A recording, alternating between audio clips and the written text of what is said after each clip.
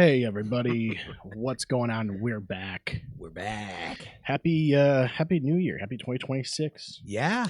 Welcome to your favorite bi-weekly wrestling podcast. At least top 3 or something, right? Top 5? I don't know how many contenders there are, but it's top got to 7? be. I It's don't got to be. How many are there?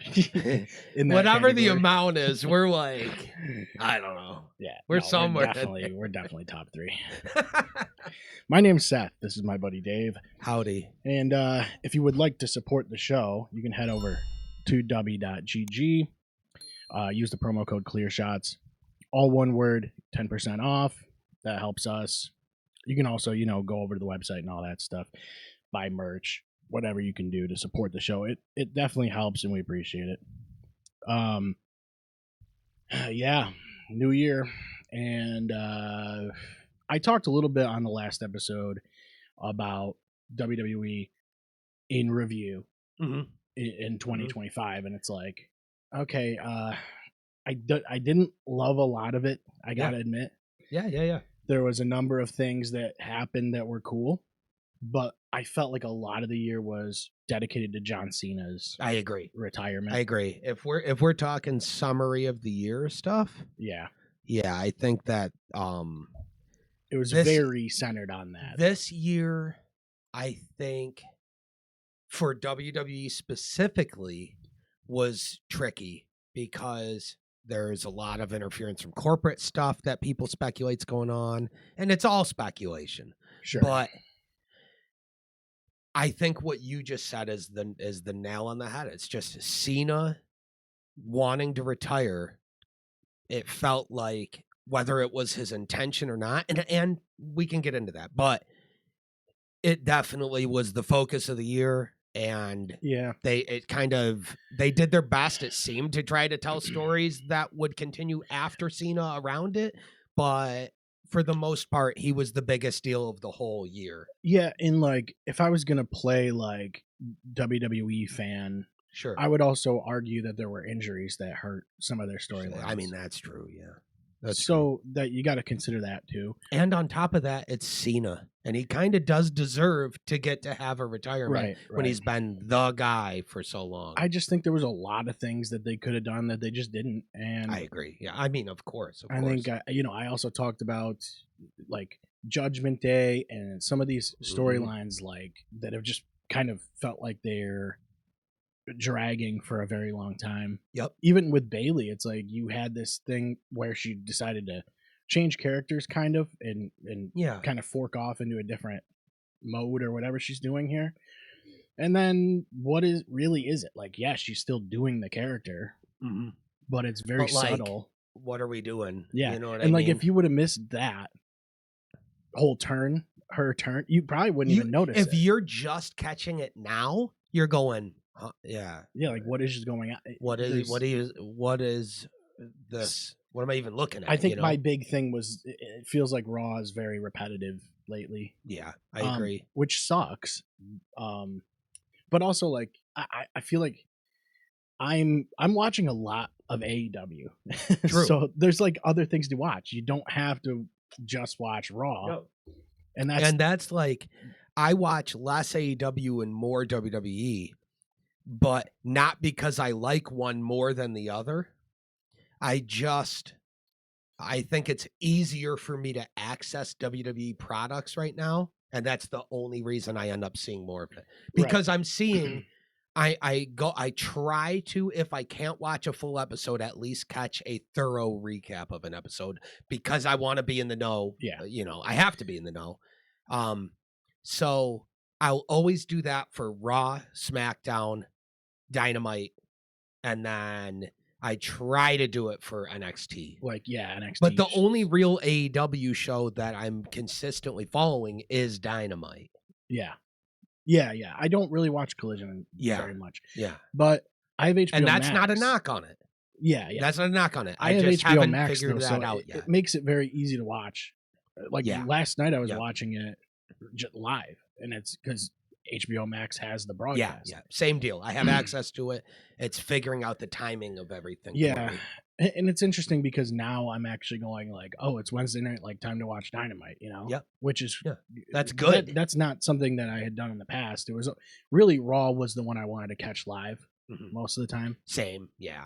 Just being honest, it was. I think the past couple months I've been like watching Dynamite consistently, and they've done a really good job. And I do want to talk about World's End because it was great.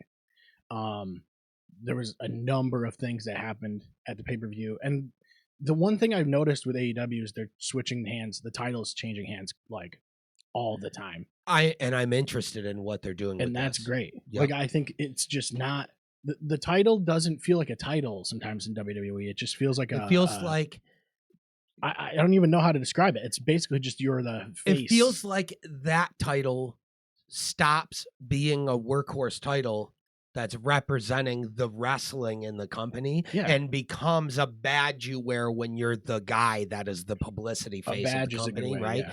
And then the US title and the IC title are the actual workers titles, right? Yes. And it seems like what AEW is trying to do, which I love, is go, what's WWE doing? Let's just do not what that is, not necessarily one's better than the other. We're just gonna be different. And we're gonna go whatever they're we don't want our world title to be a badge that's the face of the company. Our world champion's gonna be one of the faces of the company, but he's gonna fucking defend his belt. And people will win that eventually, especially when you're a company that's trying to not Roman Reigns has a 3-year reign. Yes, you're trying to gain viewers though, so it's like if you can do that and make multiple people the face of your company, that's great. That's what you want to do. Yes, that's what you want. That's what you want. But it's also interesting because like you have all these reigns that are super long. Cody Rhodes has had the belt for how long? Basically how long? Because he dropped it to Cena. He dropped it to Cena, then it came back. Yeah. And it's like, how many times has he defended it in that amount of time? So you have these things where eventually they'll go, he's been the champion for this long. And you're thinking, well, yeah, but how many times did he defend the title?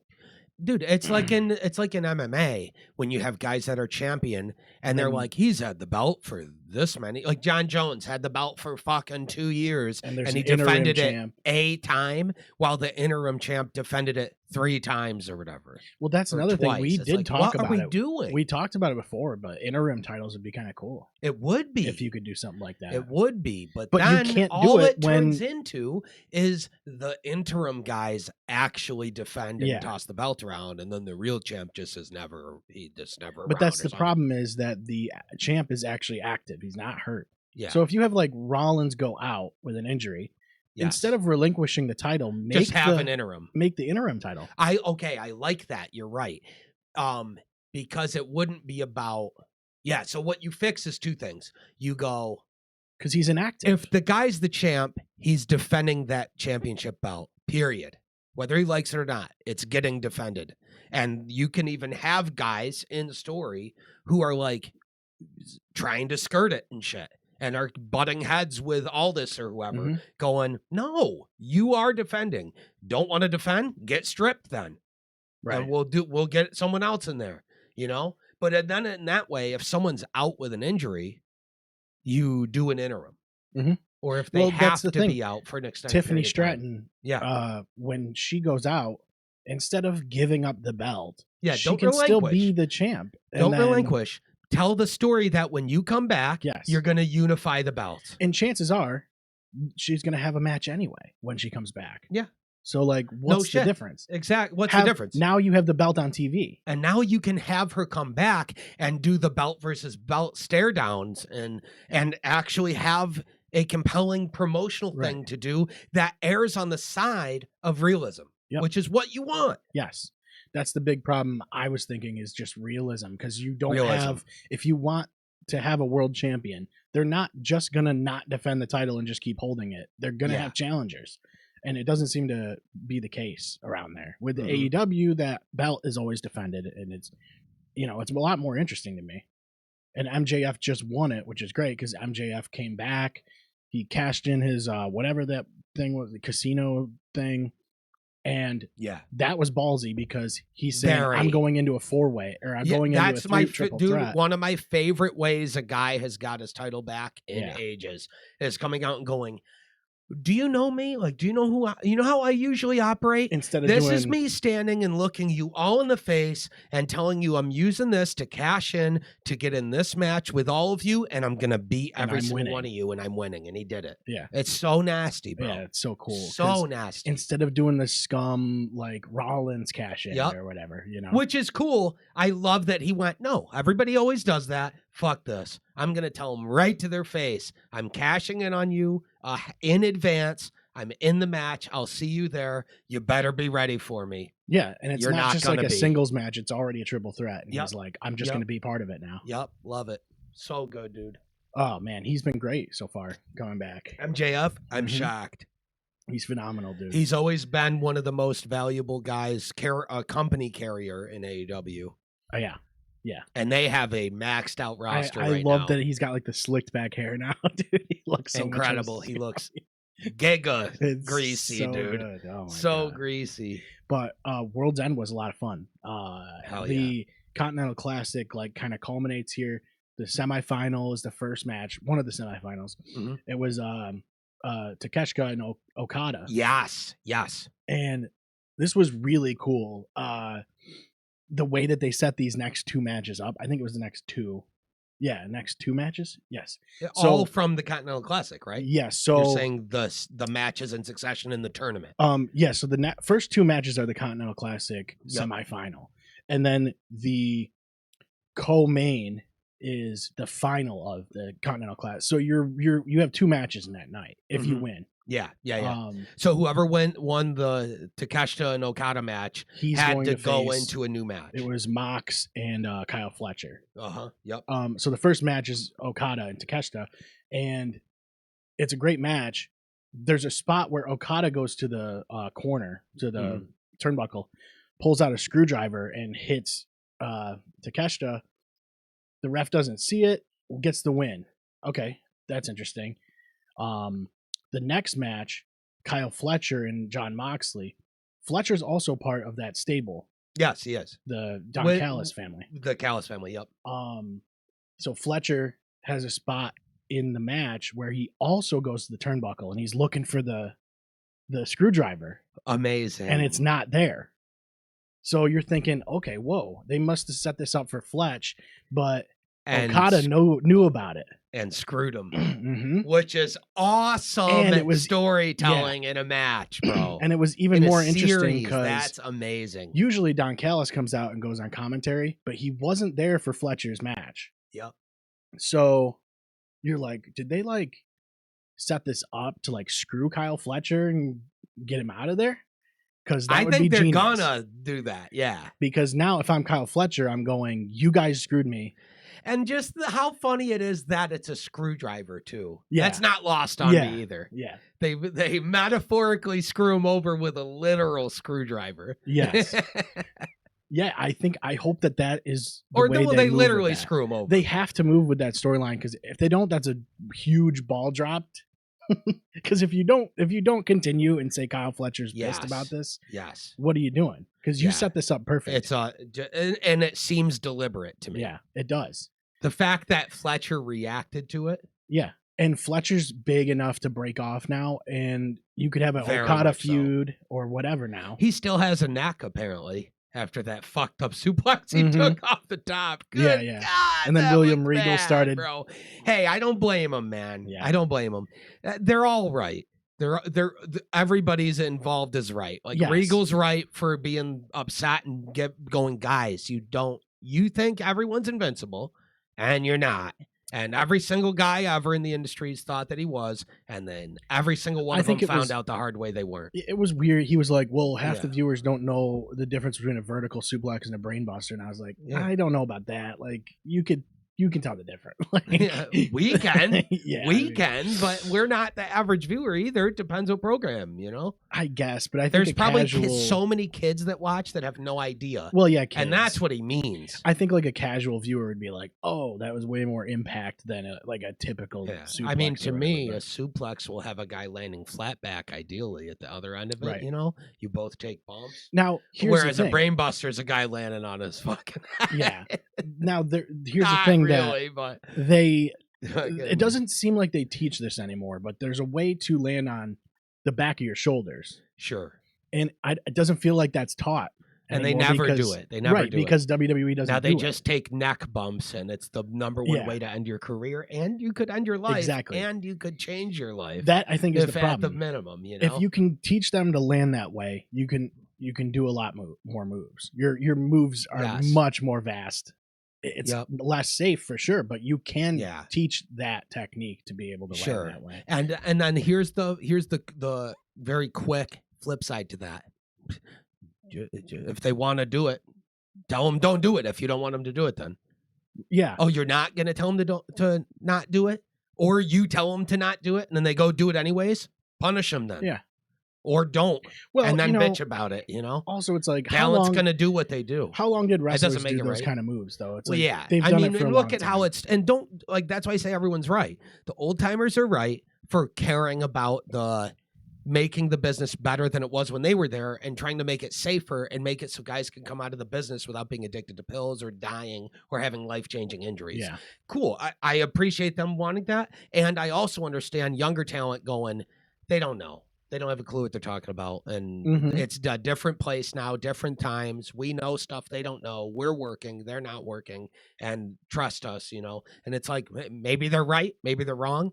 We're going to find out when they retire how their necks are and shit, you know? Yeah, and like you said, I think it's just up to them, too, It's up to them. And if it's not, like, all this is real simple to me because it's like, I mean, hey, either they went out there and they did a dangerous spot that they shouldn't do, and when they come back through, Tony Khan goes, sick, never, ever do that again. Or you have to be punished. Like, I can't have guys working for me that are going to promote doing type of shit like that. But Tony's not going to say.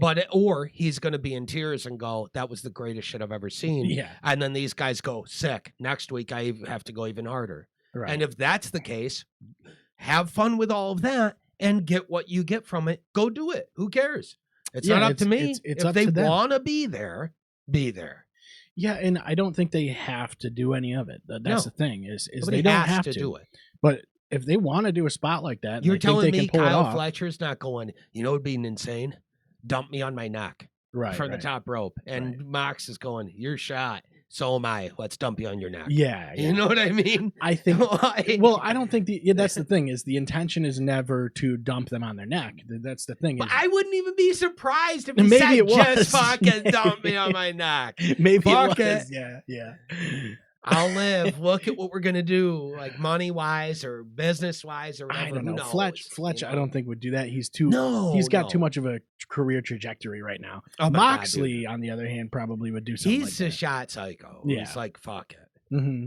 But yeah, no, I agree though. Kyle Fletcher, I would hope is smarter than that and is being educated with the bumps he's willing to take. I think I think it was a miscue. I think there was an under rotation. It just wasn't, like he was supposed to go stomach. Yeah, flip over more and land stomach. I don't know. Yeah, I think so. Yeah. I don't think it was supposed to. And it that's wasn't supposed again, to not even to derail and go on this whole topic of that, but yeah, I just wanted to quickly say, like, people are super up in arms about all that stuff, and I'm like, I mean, that is what it is. That conversation's been going on for the history of the business, you know? So you'll never see that go away. Ever. Old timers going, back in my day, why did we did this? Why don't they do it? It's like, hey man, business is going to change. It is what it is. The world changes, and it stops being your world and starts being the world of the generation in front of you. Yeah, and it's not necessarily lost on these guys. You just have to accept it. They all see, like, Austin and all these, like they see guys who have neck surgeries and that puts them out. Yeah. And guys that can't walk. And Kurt Angle. Every example, they're going, well, they did that. I'll never do that. It's like, yeah, but you're doing this other shit that's just as dangerous. Look at Biggie. All he was taking was a fucking suplex to the outside or whatever. Yeah. It's part of the game, though. Yeah, I guess it is. They all sign up for it when they sign that contract. Yeah, it's just like in the NFL. You're like, you're going to get hit. Like, you got to understand that you're probably going to take hits. They're there to get hit. Mm-hmm. Unless you're a manager or something, even then you're probably gonna take a few bumps, Right. But even in the NFL, you could just step wrong or pivot Yeah. wrong or try to do try to juke or something and tear your ACL. Your ACL, your MCL, and your meniscus is out, and now your career's over. Right. And it's because you zagged when you should have zagged in a second. That could happen in the ring. I mean, it does. It has. Yeah. I mean, Vince couldn't even stand up. Sid leg, bro. Sid leg. Yeah. Oh, what was it? It was WCW Sin or some shit. I think it was a review. It was like fucking Scott Steiner and shit. Oh god. Yeah, that's great. If you haven't seen that one, maybe don't. Like, it's pretty brutal. Yeah, it I think it's God tier. I've seen it 1,000 times. Our friend circles, every friend circle I've been has sent pictures of that leg to each other before. There's some people that can't watch that kind of stuff. And, yeah. But also, I'm watching it 17 it times. Looks like and every time I'm going to go, oh! Yeah. It looks like a Stretch Armstrong doll when you pinch his leg and there's nothing at a spot. So it's got a leg to it that's just flopping around and stuff. Yeah. There's no knee joint. So it just... So bad. So then Gabe Kidd and Darby Allin. Yes. It was a good match. I think Darby is weird. Darby's just an odd character, like in general. Very. I think his whole match was just him getting his ass kicked, and I think that's what it is. Like that's his whole thing. Deal. Yeah. Like a Mick Foley type thing. Yes. Yeah. He's the guy taking all the shit bumps so that. He's like, you can do this to me. Go ahead. Do this to me. Throw me out of the ring at the barricade and I miss everything and just land on concrete. It's just weird when he takes all that punishment for, 7 minutes and then comes back has to come back and hits two moves or something. Yeah, it's a coffin drive. He lands on you with his back. Right. That you just got done ragdolling over the fucking arena. Yeah, he tough gets to the believe. win with it. I agree. He had a promo. He's going to have to change his style to be a more believable winner of matches. Yeah. Period. Yeah, and I think he it was has to get offense. It felt like he was set up in a really good spot. And I think I even talked about it on the show where he was in a really good position to like dethrone the Death Riders. Yes. And yes, it was awesome. It just didn't. He decided to climb Mount Everest instead, basically. Yeah. So you're like, okay, well. But when he came back from Mount Everest, he started getting right into their faces again. So yes, and he had a promo this week, last night. He kind of was talking about how he wants to be more dedicated to the business. Good. That's what I was getting from it, but yeah, good. I hope so. I think he needs more action, like more offense. He's clearly very gifted and very unique. But also, you can carry yourself through your career with a Mick Foley style. You know who he reminds me of, though? He reminds me of a modern day Jeff Hardy. Very unique character. You can't quite put your finger on what it is. He's an enigma. I know. I was thinking the same thing. He takes crazy, risky bumps. Yeah. But Jeff had sick offense, though. That's the difference. That was unique. It's basically my whole thought process when I was watching that match. Because I was like, well, he's got a Jeff Hardy feel. Like it's and even the styles kind of got this weird. Sure. What would you even call that style? It's almost like a goth, weird, gothy, like alternative. Yeah. He has that, but I was like, he's closer to Mick Foley than Jeff Hardy. I think so. Know? Yeah, he's like a mix style. between the two. Mm-hmm. Yeah, car crash, fucking like a Johnny Knoxville. But the problem is, both of those guys were believable world champions because they had he's got one half of that equation down at a world champ level. Yeah, at a legend level. What he doesn't have yet is the equal quality of offense that makes it so that when you see him, you need to be scared of him. Right. Not because he's the Brock Lesnar guy, but because he's the guy you go, oh, fuck. What do we have to do to kill this guy? And he's going to cut us open and shit.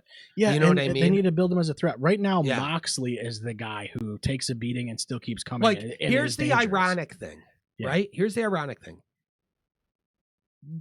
People talk about AEW like there's so much blood and shit, right? But why don't they just turn that on its ass and make it a thing where it's like he becomes the Tony Ferguson of AEW, where every fucking match you have with Darby, you are not getting out of there without bloodshed. Period. It can't happen. And the reason I say that is because then you make it a character trait, you make it a story, you make him start to become a mythology like a Cactus Jack, where and you treat it like that, so that when he comes out, people are going, oh fuck. Yeah. He's got barbed wire and shit. Here You we can go. do Here we go. the- This is bad. And not the fans, the talent's got to sell it like he's the scariest guy in the company. The commentary has to too. Yes. That's the thing, is just treat it that way. Just treat it like that way and it'll get over. It already is that way. It already is that way. Just Right. treat it that way. What do I have to do to put him away? Is the kind of what you want. Yes, but that's the Mick Foley, Jeff Hardy thing. Moxley is in that Foley spot. more so. You know, He is. Moxley is very much in that spot. He is. Yeah. He takes a lot, but he's more believable offensively. Because that's right. And he has devastating offense. Yeah. You know? And he's damn over right now. Yes. Like the crowd Knox went from the most what are they thinking guy to one of the most over guys in the company right now. Yeah. And you want to know why? Because phase 1 of this Death Riders thing was very confusing, but phase 2 of it has been executed flawlessly. Yes. And it absolutely made everybody flawlessly hate them. Yep. And it's been so good now. And you see what happens when crowds hate somebody. They actually love to hate them. And it's, the Dominic Mysterio effect. Yes. Yes. It's the same thing. He's a perfect example, Mysterio is, of Dom, the best I've seen in my lifetime, maybe. How you can pull a heel, win the crowd over with a heel. Yes. They're just a great example of where that. They want him to be a bad guy. And that to me, but when you're so good at being a bad guy. Only the new era, though. Pre-kayfabe, that couldn't happen. Yeah, there's too many smarks. Everybody's a smark now. Yes, but now that that's out and everybody knows it's a work, I feel like the bad guy who's over with the crowd and gets cheered and applauded and praised for his work, being a scumbag bad guy, is a unique thing that you have now as a character. What would you call it? Like stereotype, right? Yeah. One like a subcategory of character you are able to design in the show Mhm. is the bad guy who's despicable, and he's over with the crowd for being despicable. But you have to have the understanding to not fucking turn him. Because the crowd doesn't want you to. Yeah. They want you to let him be the scumbad guy and make him do scumbad guy things, and they like seeing him do bad things. I think so. Let him do bad things. I think you might see more of that as the archetype. Like, look at Cyrus in Trailer Park Boys. Yeah. Where's the time he decides he's a good guy? Fucking none. Yeah. Instead, he's just a greasy fucking scumbag, and he's my favorite character in this series. Yeah, and want to know why? Because he's scummy. I don't know if they could turn him babyface though. Who, Cyrus? Yeah, never. No way. No, no way. Not for me. You'll never make me. You'll never make me think he's a good guy, but you'll never make me hate him, and that's the perfect example. Right. That's what Dom is. I don't think you'll never make me think Dom's a good guy, but you'll never make me think Dom's a good guy. You know what I mean? Yeah. Like the rest of his career, it's always going to be believable and vital to his performance in the ring that he does greasy, scummy shit. Right. He will be doing that. Like it is his destiny. Yeah, he's the chosen one by everybody involved to pass the torch of Eddie. It's a matter of being the good bad guy. You got to be a good bad guy. It's like The Miz or Chris Jericho. Yeah. They're so good at being heels that you love them for being heels, though. Yes. And you don't want them to be good guys. I don't want Jericho to be a good guy. I want him to call people bozos and idiots and shit in the crowd and go, nice haircut. I didn't ask. Shut up. And walk away and shit. Like just cheap schoolyard insults, no swearing. Yeah. He's calling everybody idiot and shit. Yeah, stupid it's idiot. so good. Kevin Owens did it. And people are gonna cheer for that because it's the funniest thing happening on the entire show. Yeah, people like Owens a lot. And Owens was never really a baby face. The reason I keep emphasizing that and I get so passionate about that is because WWE doesn't get it ever. They lose. They will get those guys that can do it, and then when the crowd is cheering them, they think they got to turn them. Right. And it's like, no, they're cheering them not turned. They're cheering what they are. They're already. cheering what they're doing right now. Let them keep doing what they're doing. That's getting them cheered. Yeah. Don't turn them. Wait until they're not cheering or something. Yes. Turn them when they're done cheering it. Yeah. You know? And if they're booing it and they're a heel, even better. Yeah. Then you definitely don't turn them. Yeah, that is super irritating, honestly. Yes. Because it's just, I don't understand why they don't pick this kind of stuff up. Nick Khan was saying that he doesn't listen to anything that is said online. And it's like, you kind of have to nowadays. In some respects. Like, you can't just go by what's going on in the arena because those people are there. They paid a lot of money. Of course, they're going to be loud and of course they're going to be jazzed. So it's like, even also, in those situations, you have to sometimes listen to what's going on online. You just do. When the business was lived and breathed in an arena, sure. Mm-hmm. Yeah. But that's not what it's about now. Yeah. It's clearly not. It is a multimedia product best served via a broadcast with commentary you don't get live. Exactly. It's almost designed to be a show. It's been that way for decades. Yeah. It's always been carried by the broadcast, and they've always treated it like their biggest moneymaker is being in the arena and not these billion-dollar rights deals. Right. What? It's written and presented as a TV show. And now WWE's all in on that, though. Yeah. You can tell. Yeah. And that change might be for the better. It's one of the reasons why Lucha Underground is so highly regarded, because they knew they were a TV show first, and they're producing it like it's a television show. Well, it's also why some of their stuff was so successful, like the Wyatt promos and you know, Cody Rhodes and Roman Reigns and things like that. They're amazing. Yeah, people like that kind of stuff. And it's the cinematic aspect of it that people we understand. It's a show. Yeah, it's a weekly show. It's a weekly show, and you can have acting in it in pre-taped scenes that are intercut with action. Mm-hmm. We understand. It's a show about a sport that's being competed in by athletes. But it's not a sport being competed in by athletes. It's a show about that. Right. You know what I mean? It's no different than watching a show about a football team's season, so to speak. Yeah. Or about a league. Like Hard Knocks or something. Sure.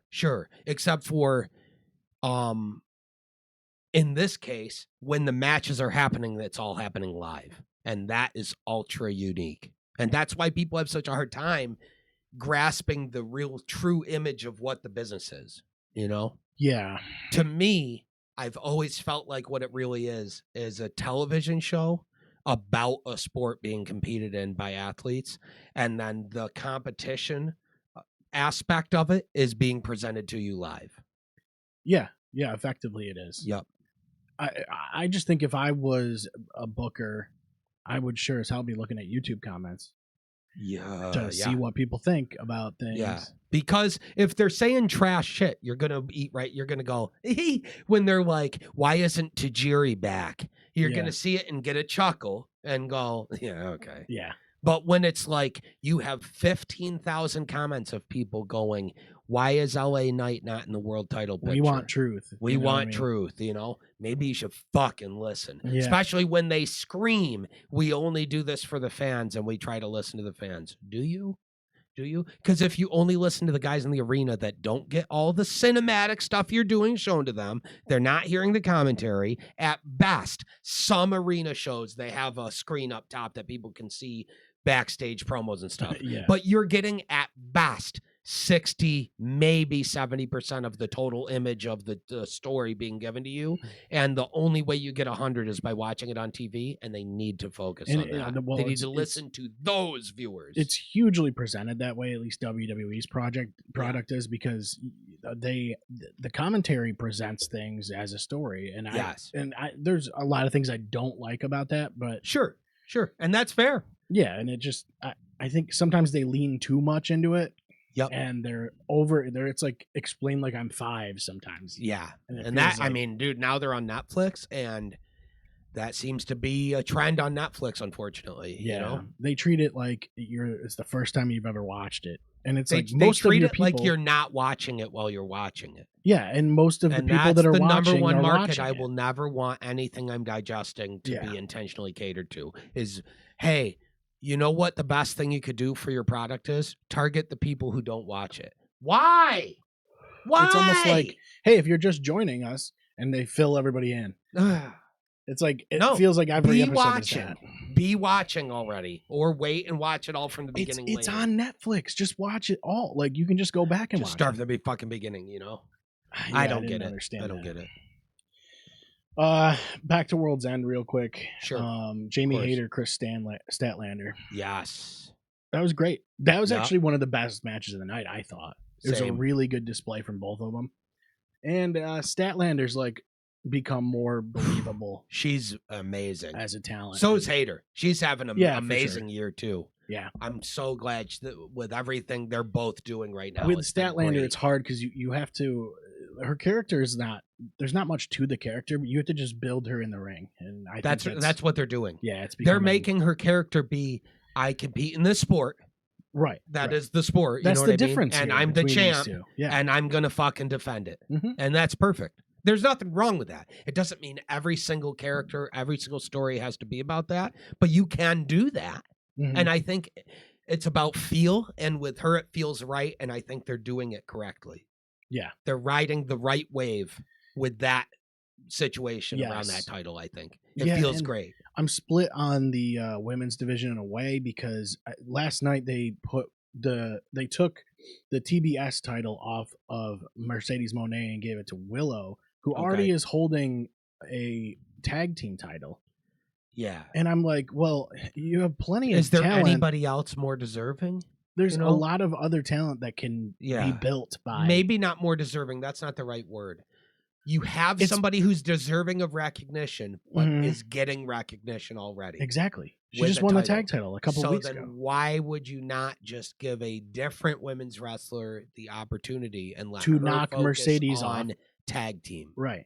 Yes, I totally agree. I don't understand that one. You have plenty of talent that you can try and build, especially when your two pillars are Mercedes Moné and Toni Storm. Oh yeah. So it's like you want to build the rest of your women's division. So put a strap on them. Dude, people were hating on Mercedes so bad when she was like initially collecting all these belts and shit. Now look what she's done with it though. Yeah. It like how can you think that she's not for the business at this point? But this is the intention of the whole thing is to drop it to these people. Right. She collected all these belts in these amazing matches showcasing all this talent from all over the fucking world. And now she's going to drop all the belts with amazing matches with all this good talent, giving shine and giving a rub to every single one of them along the way. Yeah, and I think the character arc's going to be cool too because you can see her getting very frustrated and she's like, I'm going to kick your fucking ass. That was awesome, man. That was awesome.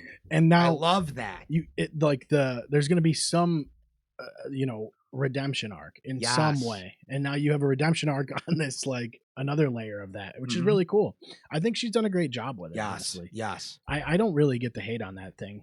At first I did. I understand where they were, but I kind of understood where they were going. Would be like, what the fuck? But as soon as I started to realize where they were going with it, I went, okay. Yeah, it's you're I think at first people were worried she wasn't going to do that though, that she was just being selfish because of course the internet hates any woman. You know what I mean? Well, and they hate most guys too. The internet just hates everybody. You have a top tier talent. You're going to put all these straps on them to build those straps. Now you take those straps off of them to build other people. It's literally straightforward. The endless cycle of the industry that we're talking about. It just is how it works. Kenny Omega did a belt collector thing, and nobody was pissed about that. No, because they all think he's a god. Now, let's be fair. He's kind of a god. He kind of is. Yeah, he's dude. And speaking of Kenny, we can segue right into he's also the current. He's now coming back and saying, you're going to be seeing a lot more of me, Max. And he's going to work his way. He's chasing Max now for the belt. Yeah. Good. I wonder how much longer he's going to be around. So maybe he wants to start doing his. Yeah. He's going, I've got one more run in me. Maybe this is his retirement tour. Oh, man. Yeah. That scares me. One of the I greatest know. ever, man. One of the greatest. That's really gonna suck. But then you had the Continental Classic final because Moxley and Okada had won. The industry's in great hands, though. Yeah. Yeah. Yeah. To be fair. There's plenty of people to fall back on there. Yeah. So Moxley won the unified title there, I guess Continental title, unified title, whatever they want to call it now. Yeah. So that was really good. Moxley, it looked nice. It was really good for Mox because it showed like the fans really have an appreciation for him now, and it's nice to see. Well, because they just watched it. He became hated so that in the second act of the story, he could act as the bad guy foil, or the bad guy that gets beaten by the guy that is turning the page of the company into this new era. And it's such an important role, and he served it perfectly the same way Roman did for Cody at WrestleMania 40. Yeah, that's fair, drop the title to the right guy that's going to be a major player carrying the next run of story. And now you can take this minor belt and work that too. Yep. And the crowd, he gave a pretty good speech to the crowd, and he's very, I think AEW he feels like AEW is kind of his in a lot of ways. Who, Mox? Yeah. And he has every right to. Yeah. He showed up on the very first show. Yeah. I think he has a very close relationship with the company. Yes. I don't think he'll leave. Yeah. I think the only way we ever see him leave is not even to leave AEW, but just sign some kind of Legends deal with WWE that AEW allows, just so he can be recognized and go in the Hall of Fame with the Shield and shit. It seems like he really took the mantle and wants to run with take the torch. You know what I mean? And that's what it feels like. He feels like he is the guy who carried the company on his shoulders. And the reason he feels that way is because he has a lot of times. Yeah. And obviously there's a number of guys you can be like CM Punk and all these guys, going back throughout the run. Yeah. Yeah. But he was definitely one of the main pillars. Jericho. Yeah, of course. Yep. But Jericho might be coming back. But also MJF is one of them too. Well, yeah. And Jericho might be coming back to WWE. It's looking like he's gonna. I don't. We'll see. I think it's probably gonna happen. I think he has so much of his career legacy tied up in WWE lore that you'd be out of your mind if he didn't want to finish his career there, especially because he's got friends there. Man, does he have friends there? And they're telling him how different it is and shit now. And he can go back and retire there and go in the Hall of Fame and shit if he ever wants to. I know he's said he probably won't. Yeah. If they tried to tell him he'd say no. But that's how he felt 15 years ago, 10 years ago, It's like, how do you think he feels now that he's actually he's on the end of his rope career-wise? I bet he might feel different. Yeah, it'll be Everybody feels a certain way until the time comes. And then they go, man, it would be really nice to be honored. It'll be interesting to see how deserved. what they do with him when he comes back. Yeah. A lot of people are saying he'll come back for the Rumble. I'm like, I hope not. I hope he's not just some prize entrant in the Rumble who gets thrown out in a few minutes and gets a pop, and then we never see him again. Well, they're saying he's going to come back on Raw. That's what I mean, yeah. I would have. It would have been nice if New Year's Eve was Raw instead of Dynamite. Mm-hmm. So that they could then you could have the Millennium Clock. People would legit they'd blow the roof off the place the second that starts. And it will happen. If this Raw that happens, the roof's toast, bro. The second we hear that, like that fucking sound, and the clock starts going, the number countdown, it's over. If I see that, I'm bobbing, dude. I can't believe we're probably going to see that again. I can't believe that, man. That's one of my favorite entrances of anybody ever. Yeah. And Jericho is one of my favorite wrestlers of all time. Yeah, he's definitely... Dude, I can never say who my favorite is, but it's always either Jericho or like Triple H. Jericho's like always top 3 for me. Yeah, he's up there for me. He was just, sure. I think that was the entrance. I think I just loved the entrance. Yeah, Jericho's one of my favorites. Eddie, Michaels. I mean, we've talked about this a few times, Yeah, but Jericho's he's my guy, dude. Yep. Everything he's done, like even all the stuff he did with Owens. Oh, yeah. Like that stuff That's some of my favorite shit. The list was phenomenal. It was incredible. It's just so incredible. He just is an entertainer. Dude, the match he had with Owens at Mania where they Yeah. did the spot where Owens gets out of the pin by getting a finger on the rope. Yeah, That's one of the greatest things I've Yeah. ever seen, dude. Dude, when Owens finds out he's on the list, that was absolutely fucking awesome. Oh So my God. funny.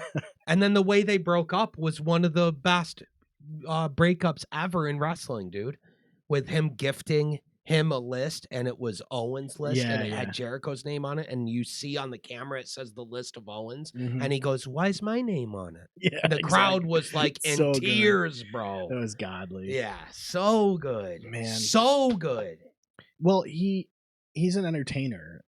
Who, Jericho? Yeah, he's just an entertainer. Like, he understands that. Obviously, he's a musician and all that other stuff. And he acts a little bit. He gets it, though. That's what it is. Entertainer is generally, just what he is. It's not fair to say he acts a little bit. I mean, technically, acting is a big part of what his workload is of his life's work as a wrestler. He's done a number of movies. But he's also been in a bunch of movies, is what I mean. Right.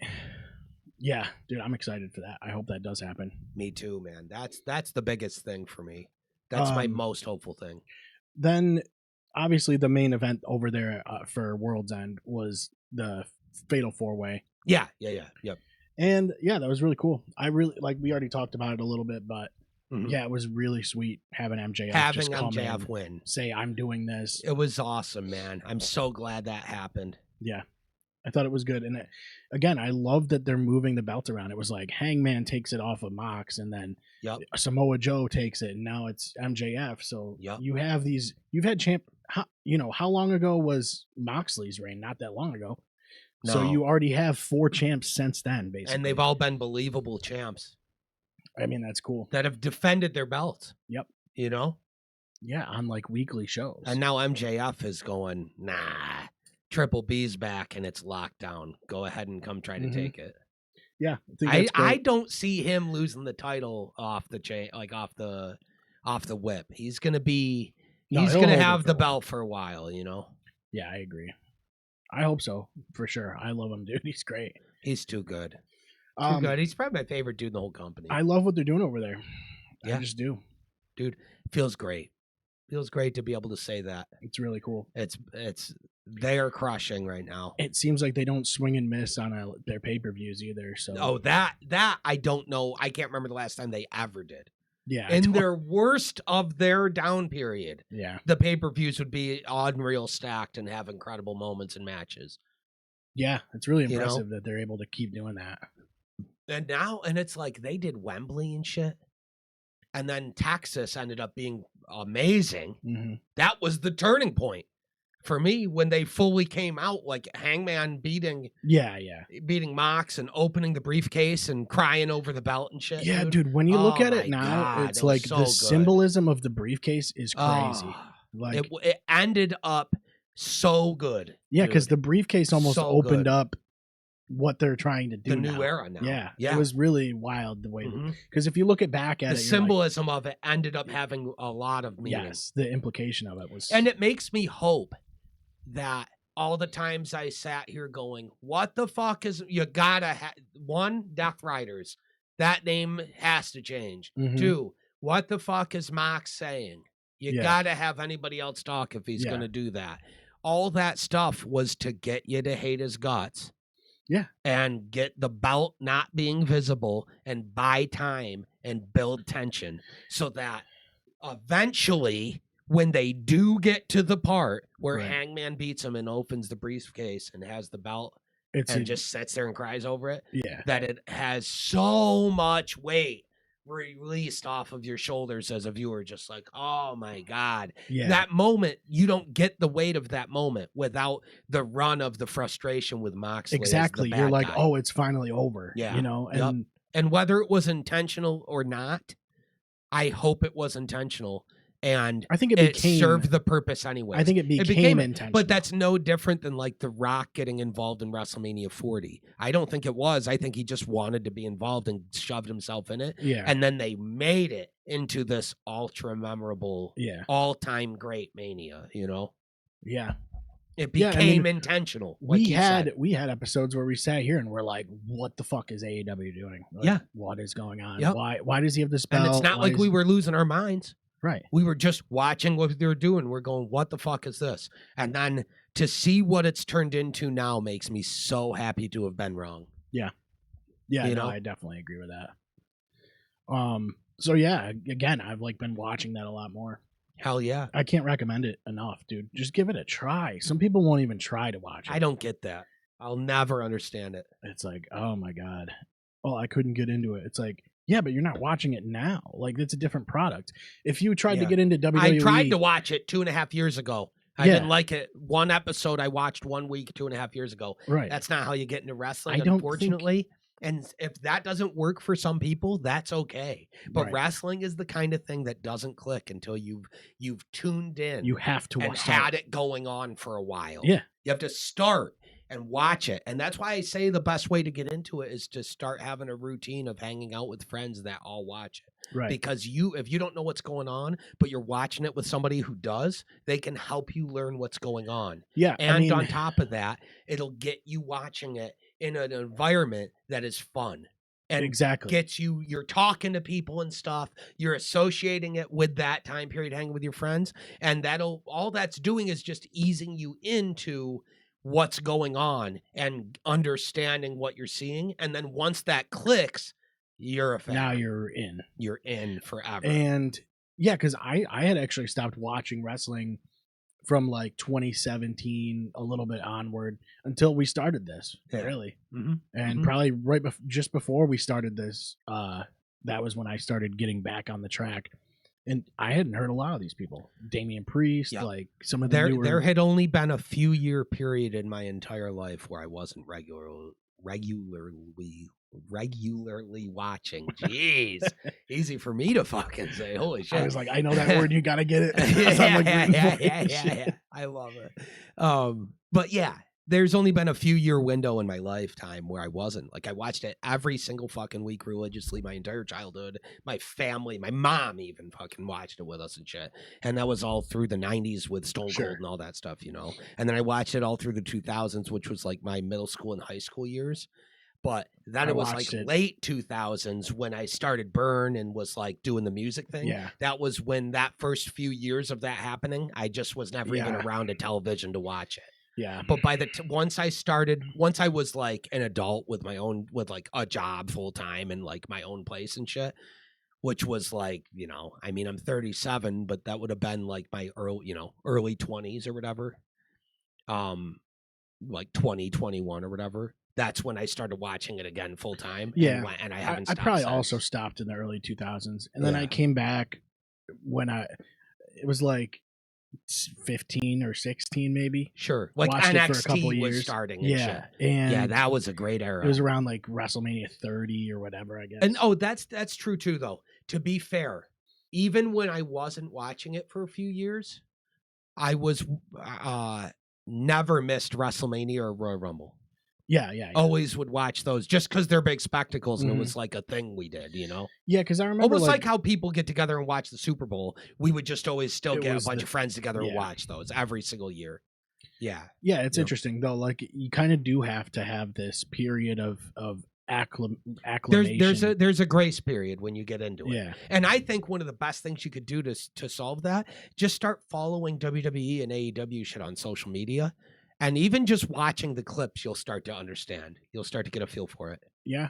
And there's no cost. It's a couple seconds in your timeline as you're scrolling, and it just keeps you familiar. You start to learn who guys are and stuff and girls, and we know you have the time. Yeah, you're scrolling. But I mean, on your who phone are we anyways. talking to? Like the people that are who the fuck are we talking? Right. Everybody watching. If you're on this tiny little fucking podcast, you follow wrestling. But But if you do have friends that are like, and you're trying to get them into it, that's the way to do it. Even if they just watch some of it, and some people do see some of it. Yeah. Like the big stuff. Anyway, sure, yeah. It ends up in their timeline, even if they're not wrestling fans. Yeah, I tell people all the time, like, if you don't watch wrestling and you want to, just come to a party sometime where we're watching the Rumble or Mania, have fun, and then leave that party just following a few superstars that you liked. Like, oh, you saw Rhea Ripley and thought she looked badass? Start following her on Instagram. You know? Yeah. That's it. Just follow WWE. And then within a few months, you won't even realize it, and you'll be going, dude, I got to come over for Raw sometime. Mhm. You know what I mean? Like, it'll happen. And there's nothing wrong with it. Like, it's not some forced thing. It's just, if it's something you're avoiding getting into because there's so much lore, it's like watching One Piece. It's like, oh, there's 12,000 episodes or whatever the fuck it is. Good luck, you know? Yeah, but you can jump into it. That's the thing. Yeah, with wrestling, you just get into it when you get into it. It's not a show. It's not like you have to go back and start from Andre the Giant and Hogan at WrestleMania 1 or some bullshit. I think there's a lot of appeal. I think there's a lot of appeal to wrestling now. Like, I think those three. You there is. Get most. It's pop people, culture, bro. Yeah, exactly. It's pop culture. It's you can current get most event. people to like it if they understand. If they understood what it was that they were seeing, I think the respect for what it is would make them want to pure watch respect it. is what just gets respect. Yeah. Go. That's what kept me into They're it. really doing. Yeah, what gets you into it is all the flashy characters. And yeah, because the big when I was a kid, and stuff, I was right? like, "Wow, this is awesome!" Jeff Hardy just look at Macho Man. Listen to him fucking cutting a promo and shit about while he's doing sleight of hand magic tricks with a fucking coffee creamer cup. And I was, I had a teddy bear that I was doing swanton bombs to. Yeah, that's right. Yep. But I thought it was real. Or the Hollywood Hogan this thing. You know what I'm talking about? The beat 'em up pillow thing. The little that's pillow in this guy. Pose. Yeah. Dude, yeah. I still have the teddy bear. It's right out there. Yeah. I used to suplex the hell out of that thing. Yeah, fuck that teddy bear. It pinned me a couple times though. he got over on me a few days. Yeah. You got to get the story. I was pissed. Yeah. I love that, man. But that's what it's like. Yeah. And as a kid, like, you're kind of like, I feel like this is real.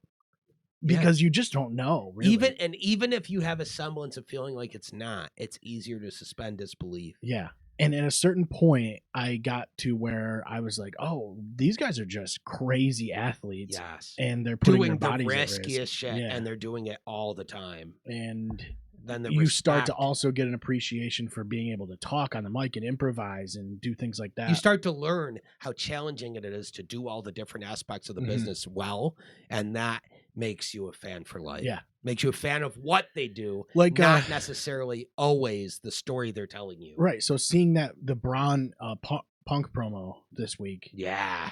You see like Braun sort of starting to find this character a little more. Mm-hmm. And that's really cool to see. I love kind of seeing people come into their own. It's not even about what he had to say. It's about seeing a real guy in this business.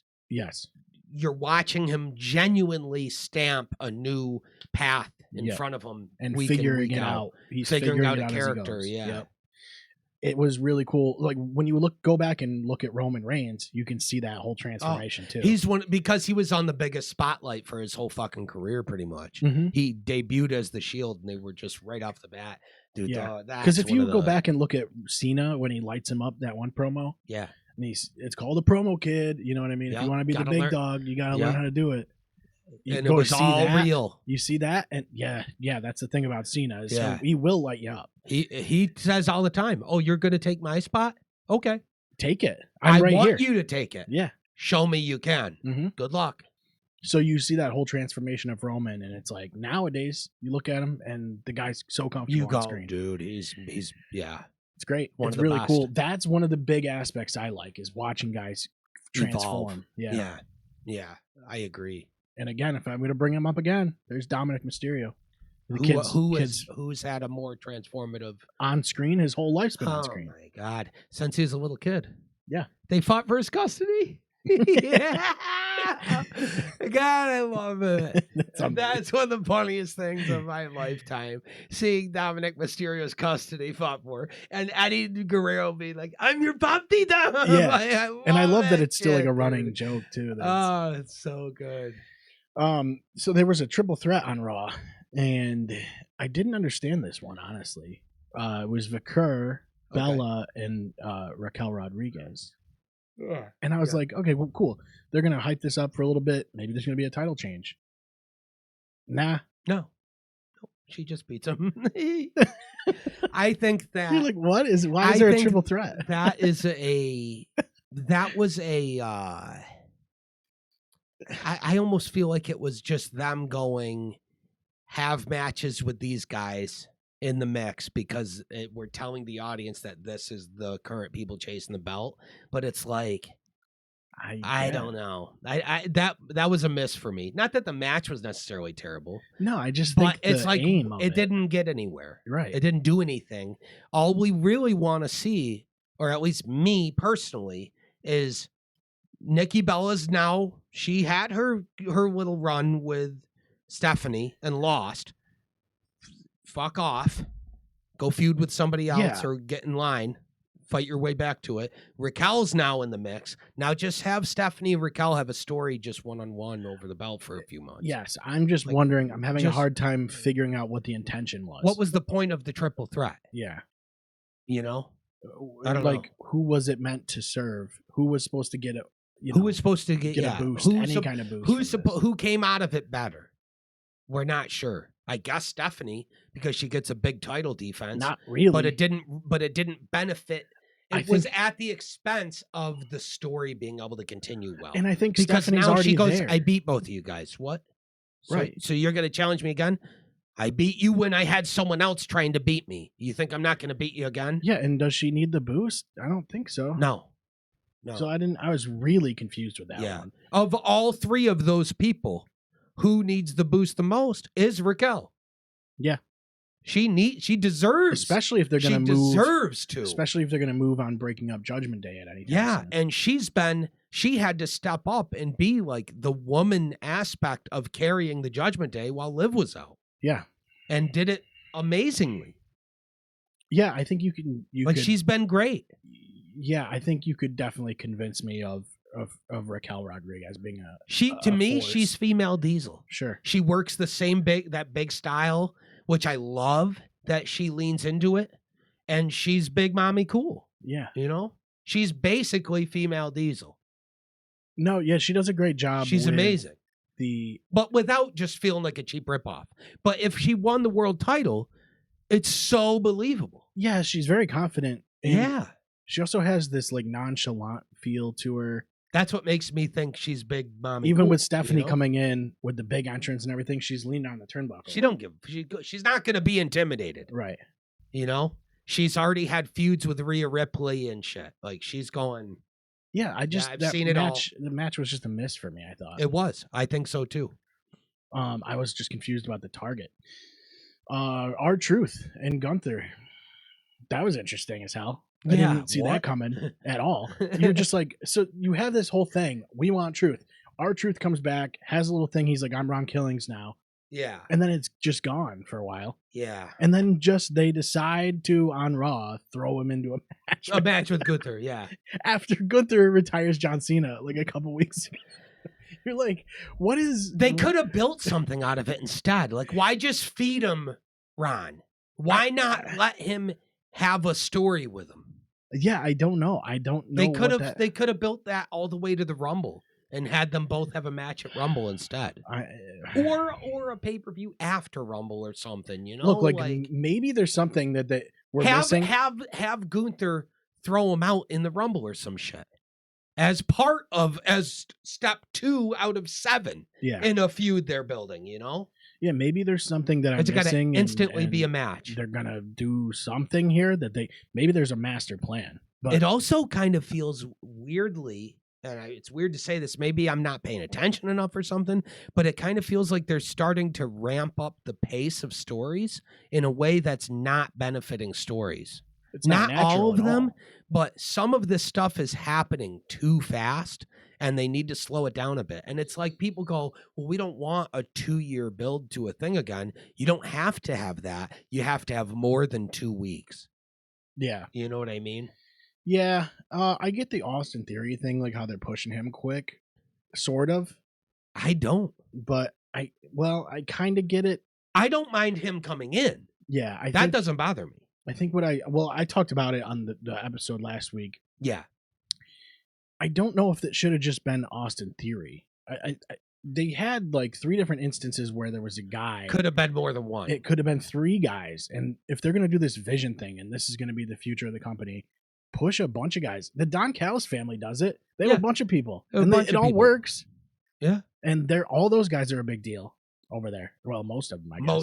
Most of them, yeah. But they can pick and choose who they want to push at certain times. There's nothing wrong with having big factions. Look at the NWO. That was a big deal. Here's the problem, though.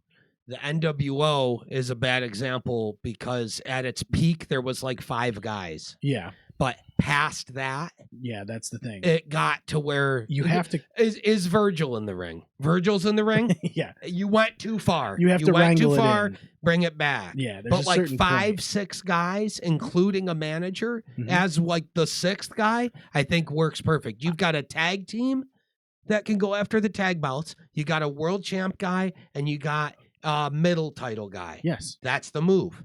That's who you have. Yeah, and I think and then you have a woman as well. A tag team would be great now too, with the Usos being a tag team again. So yeah, which I thought had happened already. Yep, I thought we did that already, but then they broke Jay again off, and he started doing his own thing, and then they brought the tag team back again. So I'm like, I don't know. And now they have Jay come back, and like they have the Usos officially stamped that they're back, and now they're the fucking tag champs. And it's like, why didn't they should have built that longer too? Yeah, and had them have to face a bunch of teams before they got there. Well, they're jumping the gun on things. Weirdly. Yeah, here's the thing with Austin Theory that I don't like. They missed the boat. Yeah, they missed it a long time ago. Like a year or two ago. And so now you're trying to push him, give him this new entrance, make him look like this badass. But like, who's really buying it? That's been around for a while. Because your new fans might buy it. He's gonna I think it's too early to say that. I think it's too early to say. You're not wrong for thinking that. Yeah, you're not wrong for feeling that way. That's not what I mean. But I just feel like it's gonna super heavily depend on what he does with the next couple months of broadcasting. Yeah. That's really it. Yeah, from here until Mania, what the fuck does he do? It's entirely on him here. It's all on him. And they're gonna he's gonna have to show everybody it's a new level. And that's the thing, is they're putting all of that pressure on him right off the bat. But at the same time, if they put this on him and he cracks, be able to handle he's done. Right. His career is over if he cracks. Straight up. Yeah. He's got a lot of pressure on him. Because he already was like a hand-picked guy who I thought was great. No, he's got the look. He's pretty good in the ring. I think he's good in the ring. Yeah. He's good enough to be a believable world champion, because we all know that being a world champion level guy is not necessarily all about being the most technical wrestler. It's about being a cohesive wrestler, meaning you have your style figured out. Yeah. You have what you do in the ring figured out. You have to be able to do everything well. And you can work with as many guys in different as you can. You know? He can talk. I mean, I'm not going to argue with that. So he can talk. He has the look. He's good in the ring. So like, he's a total package. Jacked, bro. He's got huge arms. So like that, man. Could it go wrong? Probably. Could. It probably could. I mean, look how many guys that's gone wrong with, you know? That's the thing. You find a guy and you go, okay, that guy can do it.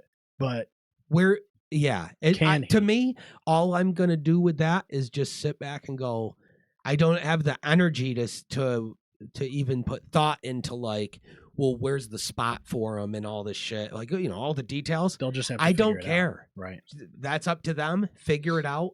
I think he's good and he's paid his dues. And he's been through a lot of tough times that he fought through with fan criticism and shit. And he's shown he's good enough. So what are they going to do with him? They're putting pressure on him now. He's got to prove it. And all we can do is just, I hope he proves it. And if he doesn't, it's not going to be good for his career. Right. You know? I hope he does too, because they're going to need this new blood. They need him. I think they need him. I think we've already talked about in the past, and we will continue to talk about just how many guys that are the big top guys are not going to be there in 3 to 5 years. And he's not old. He's a younger guy. Right.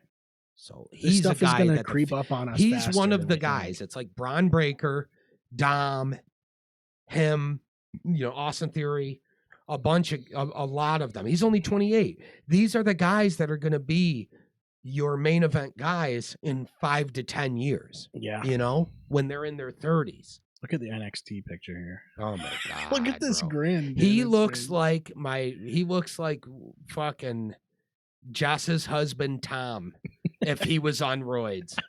I can actually see that. Yeah. Yep. Yeah, dude, he's in great shape. I mean, yeah, dude, he's a beast. He does have the look. I mean, Absolutely he he has. does. I don't know what he Shaving shaved his head, I head. thought was smart I thought because it made him look a lot more intense Yeah. instead of like he's trying to be a pretty boy.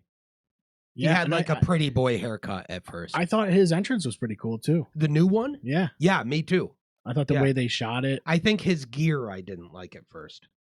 Yeah, Like the weird pants.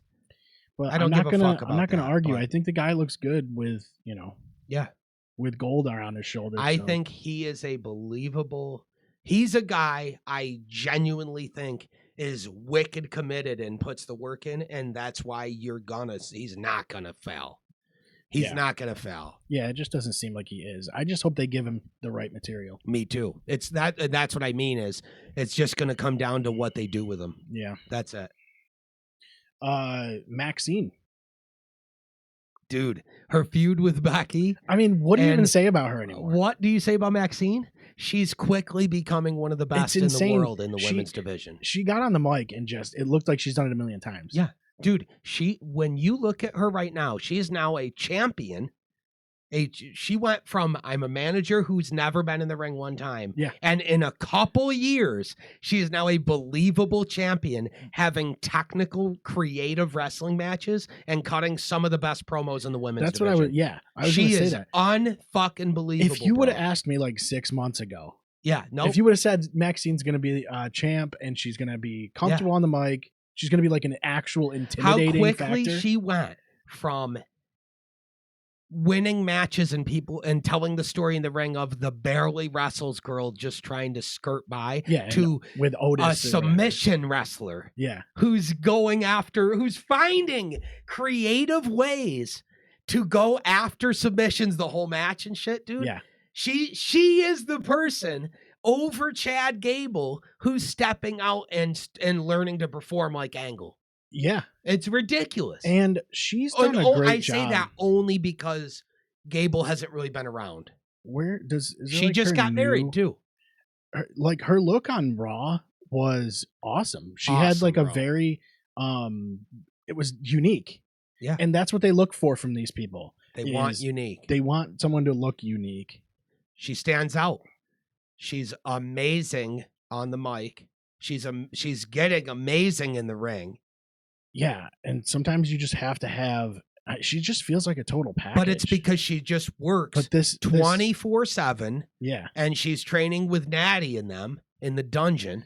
So she's the proof positive. If you go in and you're willing to work as hard as she's working, and you have the access and the allowed ability, the privilege to be working at that, like to be able to afford to go.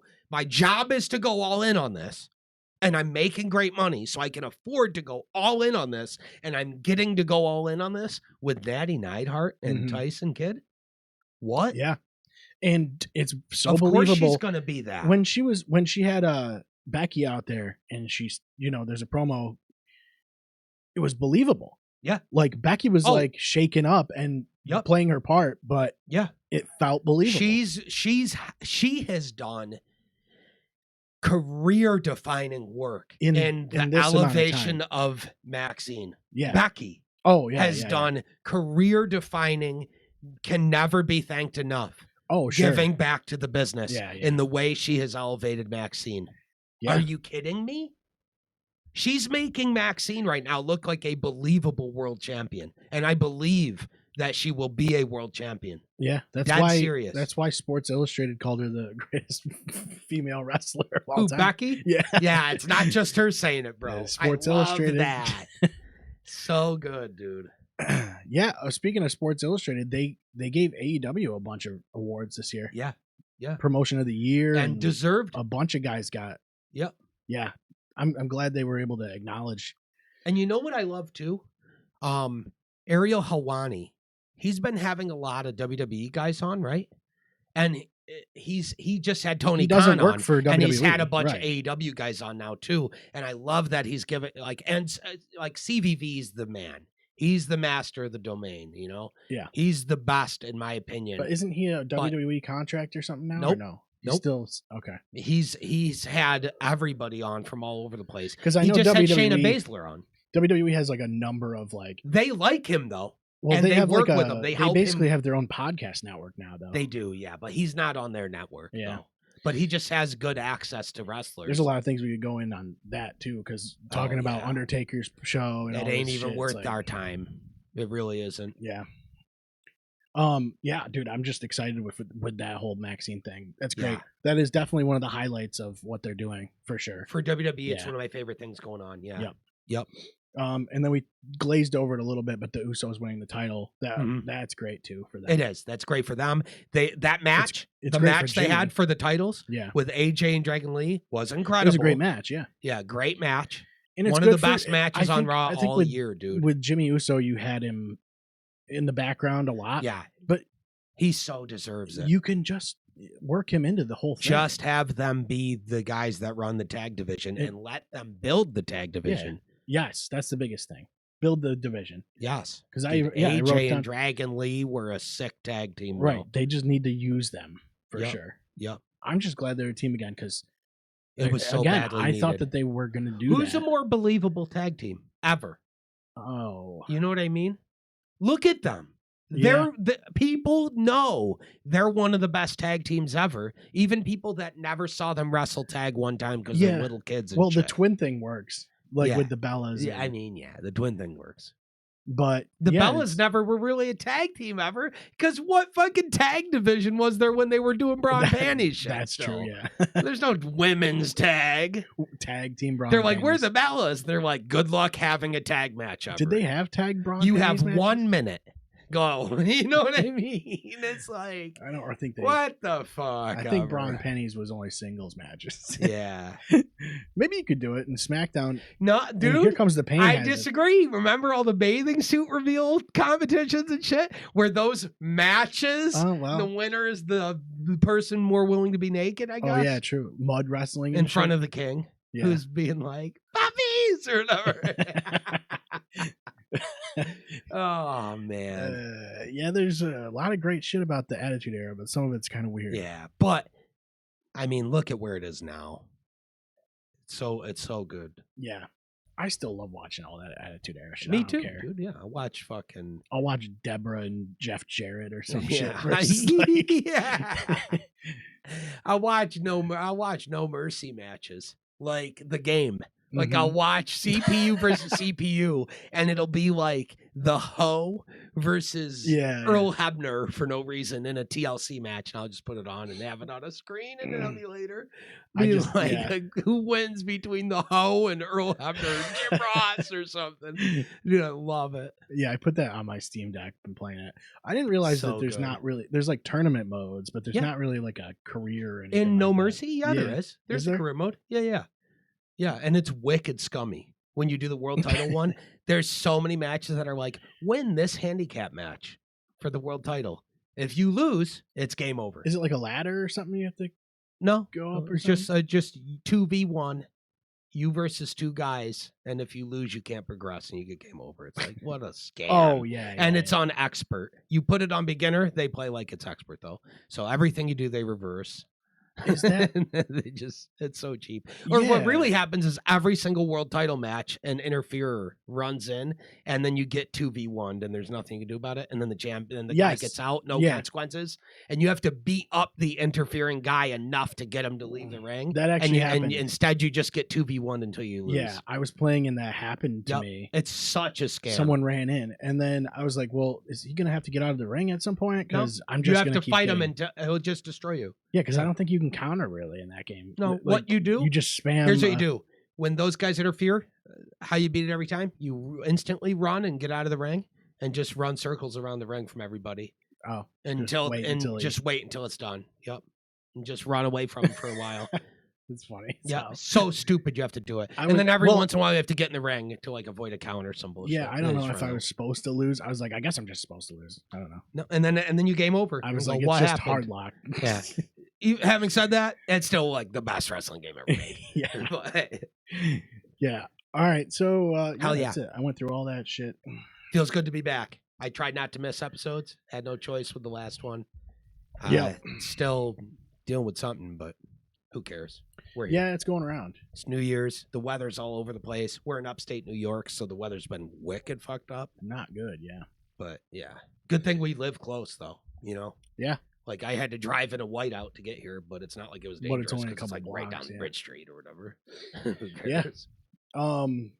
So yeah, that's that was mostly what happened the last couple of weeks. I didn't. Yeah. I think when we come on here, it's like I want to talk about the most recent stuff. I know, and it's sometimes tricky. it's hard because like you have a pay-per-view.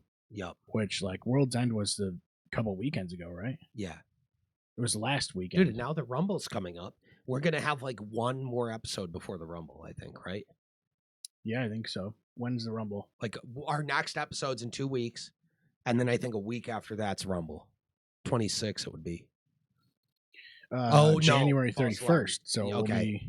I mean, we definitely have an episode before then. We might actually have 2. Yeah, probably we'll have 2. Yeah, maybe. Yeah. Because it's the 1st right now, right? Yeah. Yeah. Yep. Damn, January 1st, 2026. Crazy. It's got Jericho on the picture there. It does have Jericho on the picture. I don't think it's going to be. I think it's going to. You know who I think is going to come back? And I'm wicked excited for it. Eugene. Jinder Mahal. Oh. You're like, oh, okay. I thought it was going to be Eugene or like. Eugene would make. I don't see that happening, but unfortunately. Sorry, brother. I know you want the Eugene comeback. The Godfather. The Godfather would be sick. As long as he comes out as a Godfather, you got hose and shit. He's like in the train. They can do it. It's on Netflix. Yeah. They're allowed to do whatever they want. I love that whole thing. They're like, yeah, hey, Netflix, we're allowed to do whatever we want now. And then they just don't do it. And they don't care. Yeah. Like, oh, if we overuse it, then it's like a crutch. Or just don't even worry about it. Just make what you want to make. You don't have to. And then when you're like, he should say fuck, you go, oh, he can do that. And he would do that. Yeah, just have him say fuck. Well, what happens is they'll so I had watched an episode of Raw, like highlights or something like that. Mm-hmm. No, I watched one live. And I went back and watched it again. It was when Braun Breaker had a promo. It would have been like 4 weeks ago or something. Had a promo. He swore on it. On the live, you heard it.